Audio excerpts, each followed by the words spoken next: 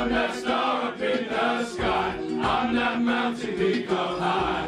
Hey, I made it. Shut your eyes. I'm the world's greatest. Shut your eyes. Attendez, je rêve où les gars sont en train de se motiver en chantant du R. Kelly. I am a river down in the valley. Ah ouais, c'est bien ça, ouais. Salut à tous et bienvenue dans la quotidienne. Bon, après les choristes, on va quand même parler ballon. On a déjà vécu une semaine un petit peu compliquée en football et hier, c'était au tour d'OL Beşiktaş de nous livrer son petit lot d'incidents. C'était hier soir aux abords et à l'intérieur du stade ensuite. Certains supporters du Beşiktaş, pas tous, encore une fois, eh bien, n'étaient là que pour en découdre avec les Lyonnais. Résultat, match retardé de 45 minutes. On s'attardera pas trop sur cette soirée lyonnaise. Simplement, bravo à l'OL qui, sur le terrain, l'a emporté 2-1. Autre match, le nul 1 partout de Manchester sur la pelouse d'Anderlecht.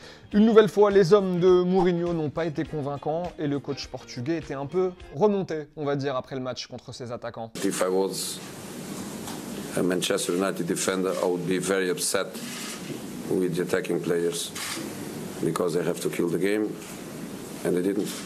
En parlant de Première Ligue, on connaît les noms des 6 nommés pour le titre de joueur de l'année en Première Ligue. Eden Hazard, Harry Kane, Zlatan Ibrahimovic, Alexis Sanchez, Romelu Lukaku et N'Golo Kanté. Forcément, selon les bookmakers, c'est d'ailleurs le Français qui est favori pour remporter ce titre. Alors s'il l'emporte, il serait le 4e Français à être couronné après Cantona, Ginola et Henry. En toute objectivité, on vote N'Golo Kanté. Dites-nous d'ailleurs votre avis dans les commentaires, selon vous, qui est le meilleur joueur de l'année en Première Ligue.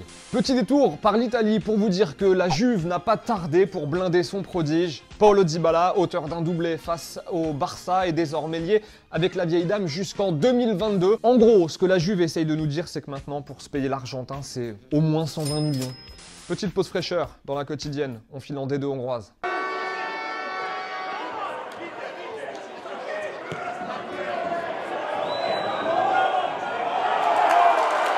Fait divers, numéro 1. Rien ne vous choque sur cette photo? Si rien ne vous choque sur cette photo, n'allez surtout pas jouer en Chine. Alors, le monsieur qu'on voit, c'est Paulinho, le Brésilien de Guangzhou. Et la demoiselle est une star du porno. Problème, les films un peu... voilà, sont interdits en Chine. Résultat, il est menacé d'expulsion du pays par les autorités. Il est menacé aussi de se faire virer par son club. Au pire, il retournera au Brésil et là, logiquement, il devrait être tranquille. Fait divers numéro 2, Djibril Cissé mis en examen dans l'affaire de la sextape de Mathieu Valbuena. Cette histoire commence vraiment à nous saouler en fait. On passe. Avant de nous dire au revoir, vous savez qu'on lit tous vos commentaires, tous les jours. Pépite, Novax nous dit aujourd'hui, si vous mettez mon commentaire dans le prochain La Quotidienne pendant au moins 1 seconde, je vous remercie. Novax, on n'était pas très chaud pour passer ton commentaire au début. Non, on n'était pas chaud. Mais quand on a vu que t'allais nous remercier... on était devenus complètement dingues. Complètement fou. Complètement fou. On attend tes remerciements, Novax. On veut les voir. On t'attend, hein. Novax. Allez, comme d'hab, on se dit au revoir en images et en musique. On file au Danemark aujourd'hui. Comme d'hab, n'hésitez pas à commenter, à partager. Novax, on attend tes remerciements. Et n'oubliez pas, rendez-vous demain après-midi aussi pour le petit best-of. Ciao. Just like you know.